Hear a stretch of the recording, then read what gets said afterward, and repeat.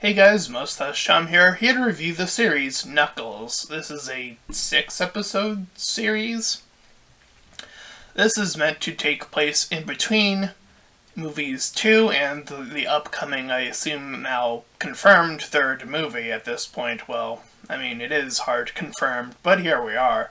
This was sort of meant to play as a in-between little, like, what was Knuckles up to sort of situation and where we're placing him.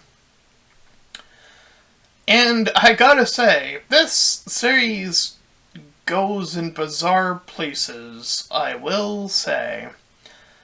Okay, so here we are. So Knuckles is living with the family. He's there with Sonic, Tails, and the family, or the mom of them, I guess, since they're considered quote-unquote adopted at this point by them, is proving to be the most troublesome to deal with. And in the context of him continuously trying to prove to be a warrior, he gets visited by a long-lost relative whose name I'm not even gonna pretend to remember.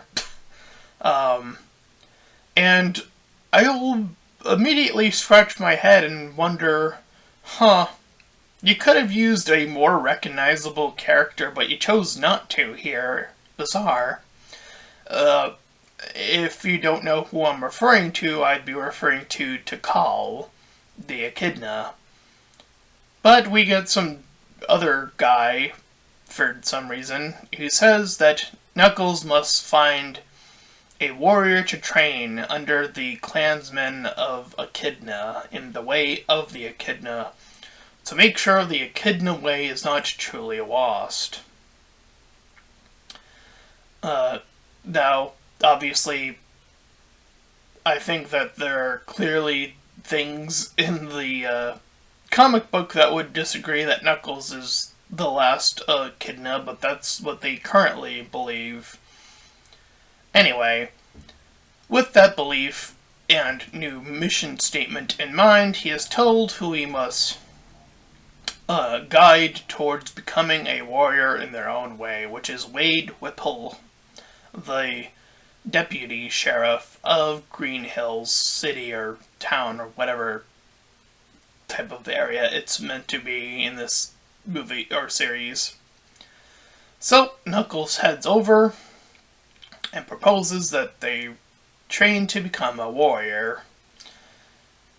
In the context, he is preparing to do some bowling, and he says how this is his version of a battle station, and Knuckles is convinced by this, among other things, and gets into a whole shtick of hanging with this guy throughout the season, and I guess comes a part of his family instead of Sonic's family, I guess is what we're doing here. And nonetheless, as he heads out, separating himself from Sonic and Tails, these new bad guys, seeing how he's done so and how they leave behind little quills, Knuckles included in that, even though I'm not sure how they never show how they got them, but they just have them, so whatever.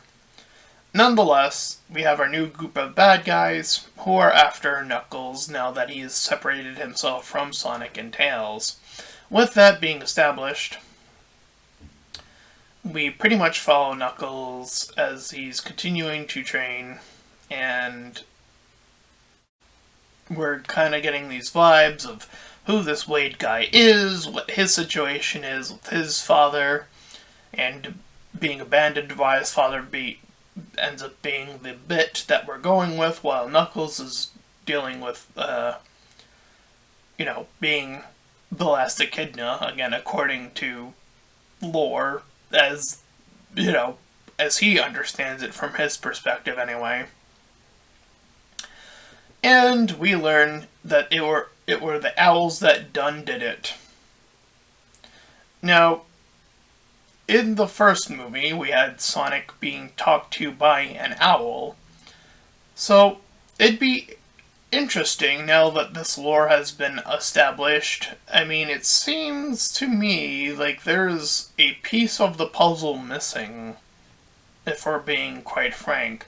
I mean, we got a whole slew of backstory here, but we're gonna get to that because, oh boy, is it the weirdest part of the entire show, believe it or not. Because the bowling thing is like, okay, that's our metaphor, fine, whatever. And, the father thing is sort of being established as being Wade's thing, but we have to deal with Knuckles' backstory still. And we get to a moment where the bad guys capture Wade, and Knuckles says, no, we gotta let him essentially get out himself. What then proceeds is, while he's in this cage, is what I can only describe as one of the most baffling things I've ever seen in a show in a long, long time, where the main character, or our human main character, Wade, then dresses as Knuckles in a Knuckles onesie as he proceeds to learn his flashback through the ghostly spirit of the echidna that we saw earlier, and learning about the lore about how the owls took out the echidnas. We don't know why the owls took out the echidna still, and, I don't know where they got this bit from, because I don't know if I don't even know if they're allowed to follow Archie comics at all. I mean, there's still that whole copyright issue thing, because if that wasn't a thing, I'm pretty sure they would have introduced the best character in the Sonic universe, that being Scourge. I will stand by that, because he is seriously the best villain in the entire thing, due to what he's able to do, and so on and so forth. But hey, we're here to focus on Knuckles for the time being. But boy, the way that this backstory is delivered is probably the most baffling backstory exposition I think I've ever seen in a thing ever. Again, where having the human wear a onesie, and then having him go through these little stages as they have all the people and the little things. And again, it would be interesting to learn why the owls did it, if it was truly the owls. This seems to be the two things that I'm most still perplexed by the end of this show. And the first movie seemed to imply that sort of lore / background on this whole situation. So again, what was their beef about? Why were they beefing? Who knows? Anyway, I don't remember if they mentioned the emeralds, if it had anything to do with the emeralds. I don't remember. I could be misremembering. So if anyone remembers that from the first Sonic movie, let me know if that was the reason that this is even happening with these two different species here. At any rate, after the most bizarre, flashback, he gains the power to get out of his cell, which is electrified, so this was a human that did this, and I just go, no. I'm sorry. But, having flashbacks through spiritual means, I don't think still or even earns you the ability to do what the character just did. And boy, does it get sillier as this bit goes on, where he's fighting the guy that captured him and they duel, and he's on a little bike and the other guy's on a motorcycle. He manages to win. And then after he makes his way back, he's like, oh, and then they get attacked at home, and they solve that problem. And then we get to our ultimate resolve of the bowling tournament, because despite the higher stakes of Knuckles being captured, it seems to always wrap back to, well, we're having this bowling tournament and we're gonna finish it, so Oh, hey, he gets with his dad. And lo and behold, he learns that his dad's an asshole. Surprise, surprise. So, he runs the competition, he wins after all that.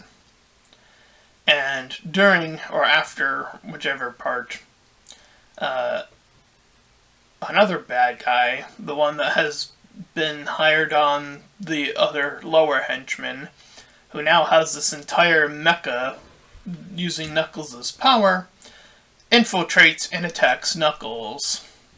Thus, it goes back to being Knuckles being the one in charge, and once knocked out, Wade gives him the just talk, and that gives him his powers back or whatever. And that gives him the ability to absorb the power back to him onto himself and whiplash the machine into total destruction. And thus, I guess after the fact, they just sort of, again, Knuckles, I guess, just sort of stays with them instead of, again, going back to Sonic / Tails. And that was Knuckles, the short season. So, yeah, I was, I saw the trailer and I was expecting some comedy, nonsensical, like, kind of mocking, stuff like certain action sequences, bits, and here and there, but boy, that whole flashback thing, that was a whole different level of what the fuck are you doing? Boy, I hope none of that makes its way into Sonic 3, because that was a disaster, quite frankly. That flashback thing in particular. The rest of it's pretty, like, what I would have expected, so honestly, if you just presented his flashback in a more meaningful way, like, I think I would have respected that a whole lot more, because his flashback is dark. So you should play that seriously, instead of this bullshit, which is, like, why? Why choose bullshit when you can give Knuckles something he has had lacking in quite a bit? I mean, we've seen him in Sonic Boom, we've seen how much of a goofball they turned him into, when he used to be such a serious character that, sometimes, sure, his naivete would get him tricked, but even within that context, he never felt that stupid. And boy, does this bring him back to being almost that stupid. And it's just like, come on. I think, seriously, Knuckles deserves a lot more respect than this. I mean, he is, like, Sonic's first rival. Even if the circumstances were he got tricked. That is irrelevant. He is, again, Sonic's first rival. I think that should account for a lot. This is your Goku against Vegeta moment. This is your thing. Like, this is your core gimmick, or your core, like, battle. And you're gonna treat your character of Knuckles with such a lack of respect. It's like a slap to the face. It's like, why? It's like, and it makes me wonder, are they gonna treat Shadow seriously? I mean, my god, there is a lot of edge to that character. And, like, there are talks about, if they're gonna do his backstory any justice. The whole thing with Maria, any of that stuff. And after seeing this, I'm wondering if they're, like, legitimately gonna play it any, with any sort of gravitas. Are they gonna give Shadow the same treatment as Knuckles? If they do, I think Sonic 3 is gonna actually be the thing that ruins a potential great trilogy. Or, an okay video game trilogy, which it would be the first of its kind is there any other video game trilogy out there that exists that's like good, and then good? Like, come on, we are we are really close, to that, I guess. I mean, we haven't seen any trailers yet, but so there's a lot yet to be seen, but still, we're 2 movies in. The first movie was, really good. The second movie I would consider still good, not as good as the first movie, but still good. So I would, if the third movie does well, you have your first full video game trilogy that's, all around really good. So, yeah, there is a lot, from my perspective, a lot riding on the third Sonic movie now.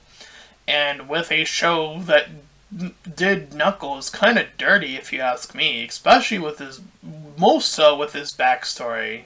Not even most so, actually, seriously most so with his backstory. It's like, wow, what a level of disrespect you are showing this character.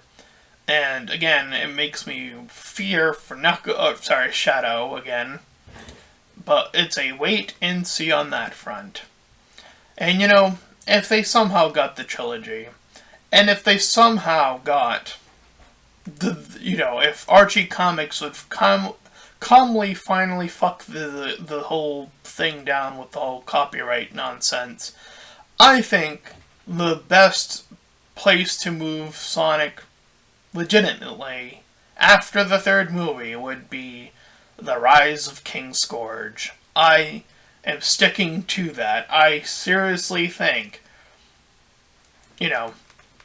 that would be the next legitimate place you would take this series if you had to continue it with a fourth movie.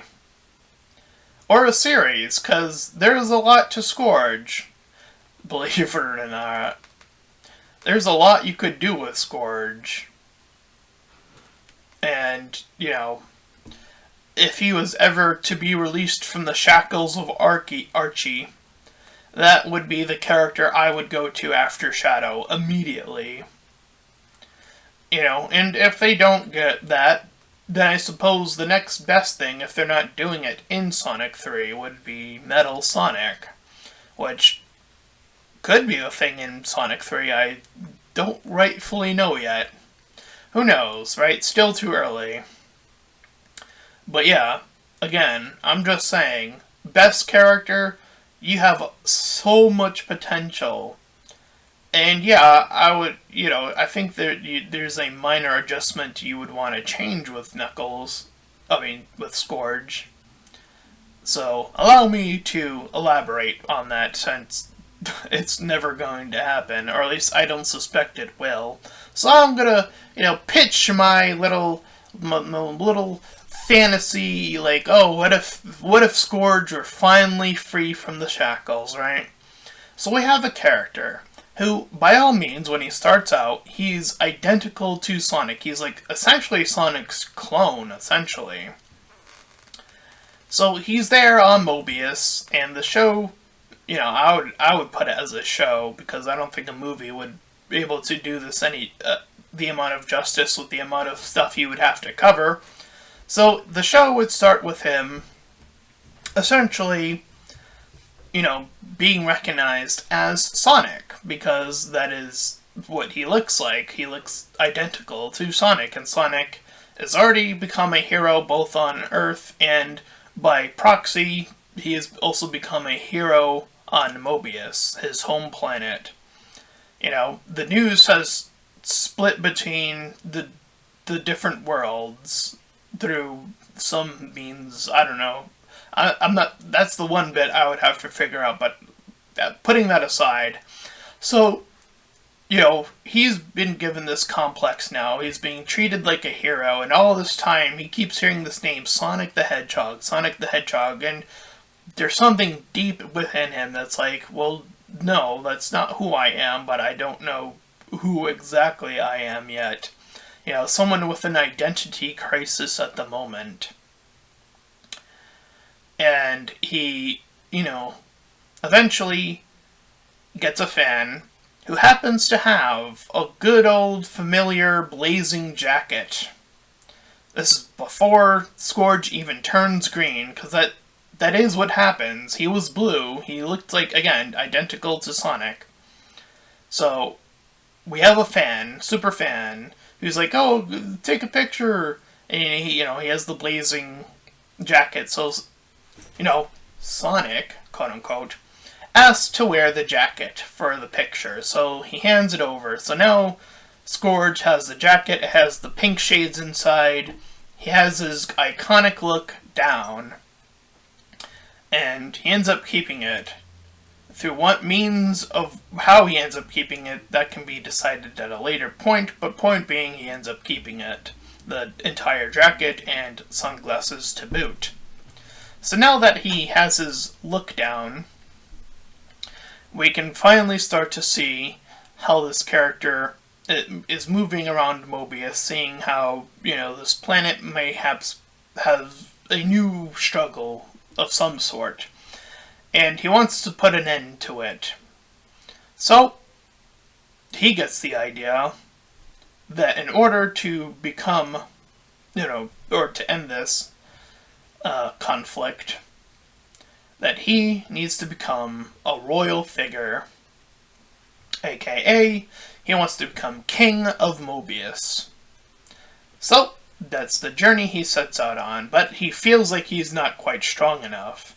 Because, again, he keeps being equated to Sonic, which makes him feel insecure about himself, about his own abilities. So he preps out on a journey, and he eventually learns about where the Master Emerald is hidden.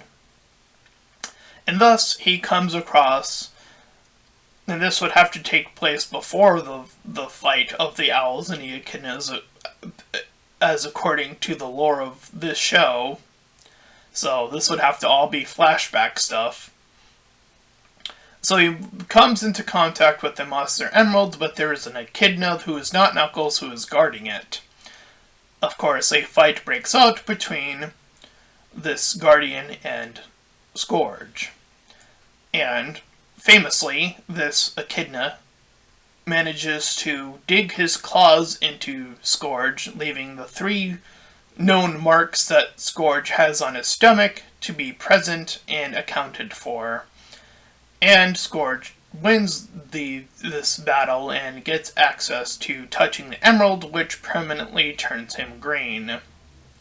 So now he's finally arisen, and this can be where he declares his own name, Scourge.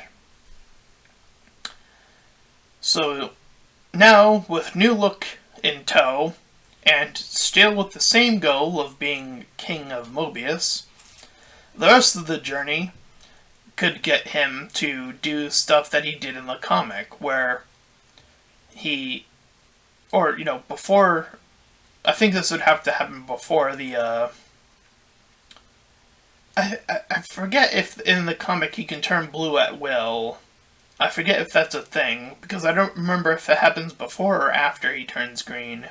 But point being is that there's a point in which he tricks Tails, because Tails falls and he gets a crush on this Vixen character, whose name I'm not sure is Vixen or not, but point being is that this is someone that Scourge has found that he's using to get to Sonic essentially at this point.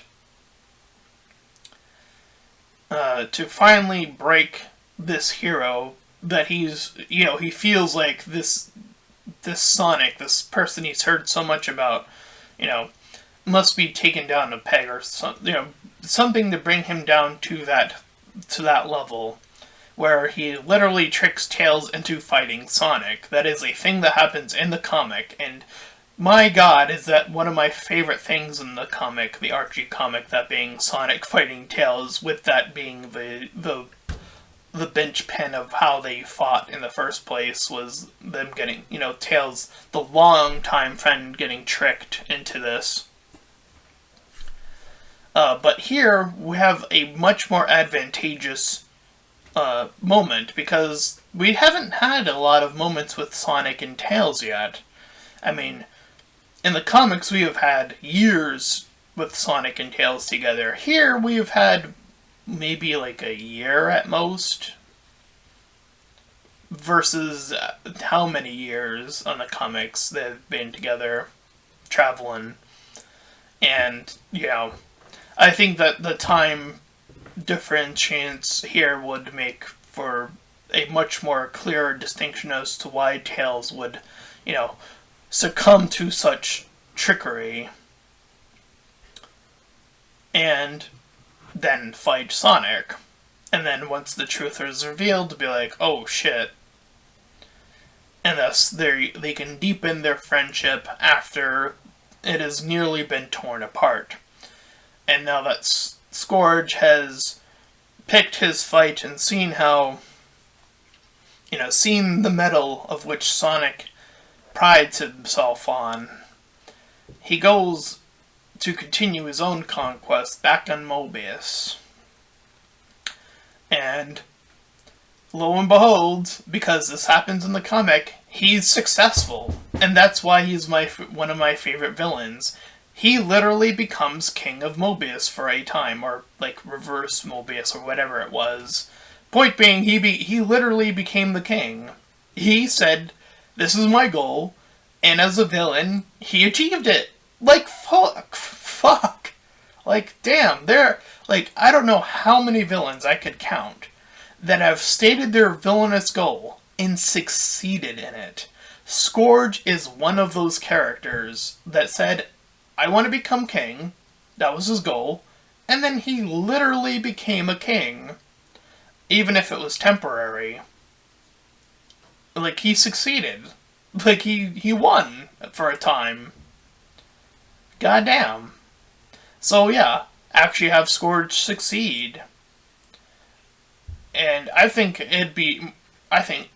honestly think it'd be way more interesting if it was normal Mobius that he became king of. I think that would be way more dramatic if it wasn't Mobius to begin with. I think having him become king of Mobius would cause a lot more of an interesting debacle. And I think what would make it even more interesting is that, as he gets into this power, he actually proves that he is actually quite a proficient and pretty admirable king, despite his disposition to Sonic. He actually proves that he is a good, pretty decent leader. Because, yeah, Scourge, like Shadow, ends up becoming a hero in the comic later on, obviously. So that ends up happening, and I think to make that bit fit better would be to do as I just said, make the whole thing about Scourge is actually proving that he's actually quite a sufficient king, not just villain for villain's sake. He actually, when he was stating his goal about being a king, it wasn't just so I can rule, and that could be his discovery throughout these series, but no, I actually want to see Mobius not be divided by these territories, this whole thing with the owls versus the echidnas and who knows other species against other species. Scourge is sick of that, let's say that's his thing. So he actually, once he's in control, he's like, you know what, I'm gonna lay down the law. All this war shit, that's gotta go. I'm the king now, you're all under me. So he lays down the law, and then he gets that respect as that leader, and then, the different clans of different species actually, listen after proving that Scourge is actually quite the decent king, but still has that beef with Sonic.